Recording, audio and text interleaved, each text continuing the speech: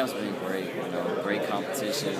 I have a lot of friends here, but you know, when you step on the court, you gotta compete. And you know, I've been playing pretty well, so I just want to keep learning from all these NBA guys, immediate and out the league, and just keep getting better.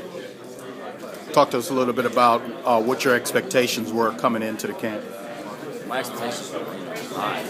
NBA players, you know, they're going to be coaching us, they're going to be mentoring us, you know, just teaching us about the terminology part of the game. You know, it's great. Being with some of the best players in the country, you know, the expectations are high, so you know, you got to bring it every day. What have you learned from some NBA point guards here, like John Lucas III, and I think there's a couple others here? Yeah. Yeah, I've been talking to them a lot. You know, they teach me a lot, just on how to be a point guard, how to run a team. You know, they have so much knowledge. I'll be talking to them all week. Is it some of the same things you heard from Chris Paul? I know you were at his camp last week, and the Chris Paul point guard camp in North Carolina. You know, learning from him too. Are you hearing some of the same things? I mean, of course, you know, most point guards are think alike. Every point guard, you know, is a little different. So, you know, they have little different tricks that they like to use.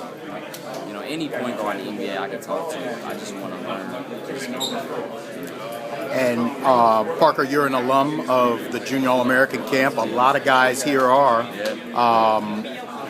They've all talked about their experience back then. What can you remember about that, and how has it kind of helped you and shaped you from the beginning? Because that was maybe one of your first or second national camps at a young age, and now here you are at another national camp, and there have been many in between. Talk about from there to here. To be honest, without Junior All-American Camp, I don't think I would be, you know, as highly regarded as I am now. I mean, Junior All-American Camp just put me on a different type of stage. It was the first camp that really put me out there, and you know, it just really just showed that I can really play. So if I didn't have that, you know, I would be a different player in a different type of setting.